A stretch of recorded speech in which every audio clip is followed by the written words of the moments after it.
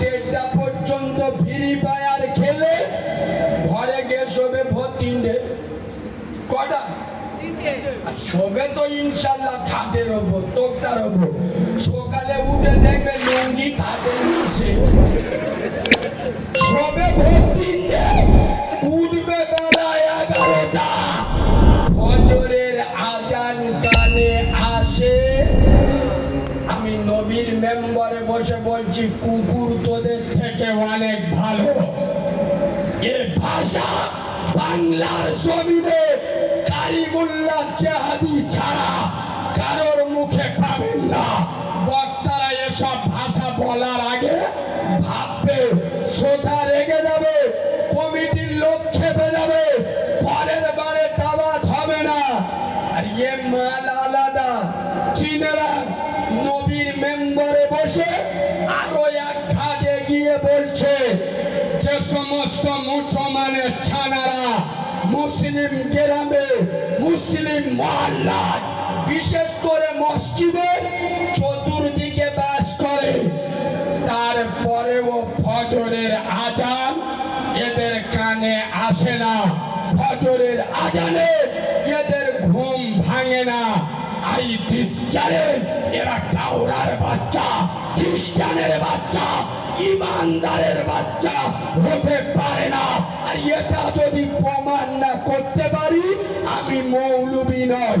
সুতরাং নবী বলে যাচ্ছেন, একজন ইমানদার আর একজন বেঈমান, পার্থক্য হলো আসসালাত, নামাজ। কি নামাজ? ইমানদার নামাজ পড়ে, বেঈমান নামাজ। তা বেঈমান কাফের হতে পারে, কাওরা হতে পারে, মুসি হতে পারে না, পারে না? আমার কোথায় মনে হয় রেগে যাচ্ছে। ও আজ কি কড়া হয়ে যাচ্ছে? এবার একটু নরম করে দেবো। তাহলে একবার তকবীর দেবো, তকবীর তকবীর। সবাই দিদি বললি দেবো, নয় নি দেবো, দেবো। ওই দাও না, নারে তাকবীর। ভুল হয়ে গেছে, মাফ করতে। আর কোনদিন বলবি তকবীর দেয়, দেখো যান পাগলা হাগা হয়। নারে আল্লাহু আকবার মানে কি? চুপ কর। ও হুজুর, ওসব আমরা জানি, ওসব আমাদের বউ জানে, কে জানে না? এখন আল্লাহু আকবারের মানে জানেন না, বলবেন তো?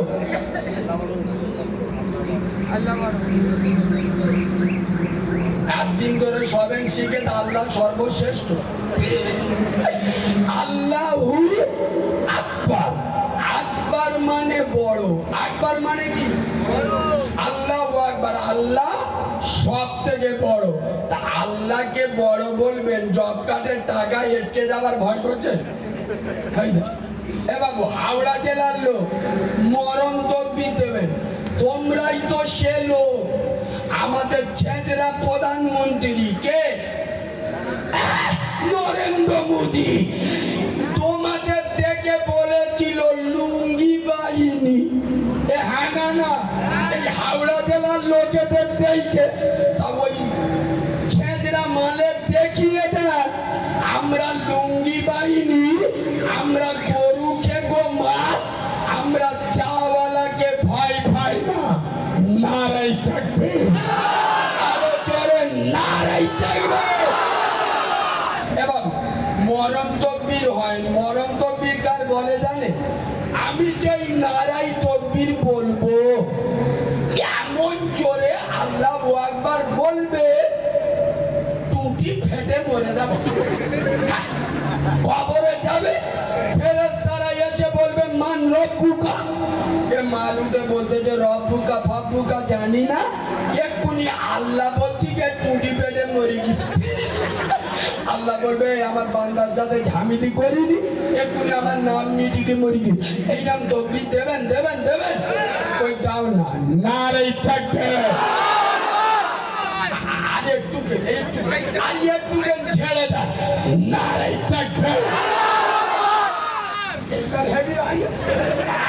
চোখ হলুদ হয়ে গেল, আর একটু টাইট আওয়াজ দেন, নারে থাকবে। বাচ্চা নারে থাকবে।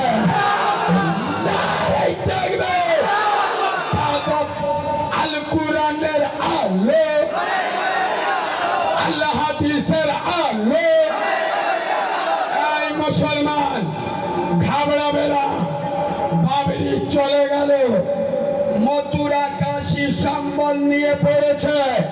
খাজা মহিনুদ্দিন চিশতি রহমাতুল্লাহ আলাইহি মাজারে শিব মন্দির খুঁজছে। মনে রেখো, খাজা বাবা একা ছিল, কোন মাইকা লাল তার পশম ক্ষতি করতে পারে নাই। আর এখন খাজা বাবা একা নাই, ৩৩ কোটি খাজা বাবা রুহানি সন্তান আছে। এক জায়গায় হয়ে একটা তকবীর দেবে, গোবর খাওয়া মালদের চোখ হলুদ হয়ে যাবে। নারাই থাকবে, নারাই থাকবে। ফুলের সুবাস, চাঁদের হাসি, নামাজ পড়তে ভালো, শুকনো চিটিং বা বলে নামাজ পড়তে ভালোবাসি। ফজরে আজান হচ্ছে, ঠান্ডার সময় কচি মতো বউনে ঘাসি মেরে শুয়ে। এই কথা বলি বলে আমি খারাপ, ডাইরেক্ট শর্ট করছি, আমি খারাপ। বাবু খোদার কসম, নবী বলে যাচ্ছেন আফজালু ইবাদাতি ইবাদাতিস সালাহ। সত্য কথা বলুন, ওই ইমামের পিছনে আপনারা নামাজ পড়বেন? কথা বলেন, আরে পড়বেন না? আচ্ছা, ওই ইমামকে মসজিদে রাখবেন?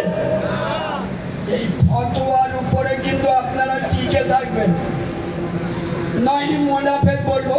কারণ আমি মাল আলাদা, ও রেগে গেলি খুব জোর আমার দাওয়াত দেবেন। আমি নবীর মেম্বারে বসেছি, কোনো মদ কর, সুদ কর, হারাম কর, দাড়ি চাচা মাল, জব কার্ডের হারাম মাল খাওয়া মাল, কারো চেহারার দিকে তাকিয়ে কথা বলবো না। নবীর মেম্বারে বসেছি, এক ধাপে চেতে যাবো।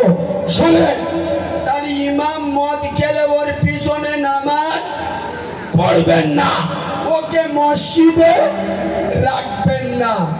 বলো মুসলমানের বাচ্চা, মদটা শুধু ইমামের জন্য হারাম না আমাদের সবার জন্য হারাম? সবার না। এমন ইঞ্জেকশন দেবো ৩০ বছর বেতা থাকবে। চলো কাল সকালবেলা তোমাদের ইমাম যদি মসজিদে এলান করতে, এই কান্দুয়ার লোকেরা শুধু টাকা আনতে এখান সেখানে যেতে হবে নি, যার দরকার হবে আমার কাছে আসবি, ২০,০০০ দেবো, মাসে ১০০ করে ইন্টারেস্ট দিয়ে যাবি। ২০,০০০টা রেখে দে, খালি মাসে ১০০ করে দিয়ে যাবি। আরো যদি ওনার কচি মতো বউটা ঘর থেকে নিয়ে এসে প্রত্যেকটা বুকের কাপড় সরিয়ে যদি বন্ধ আর গুরুগুলোর সভাপতি করে দেয়, সত্য করে বলুন, ওই ইমামকেও মসজিদে রাখবেন, ওর পিছনে নামাজ পড়বেন? ইমামও হারাম কর, ইমামের বউও হারাম কর। খোদার কসম, আমি জানি এই কান্দুয়াতে আমার দাওয়াত আর হবে না।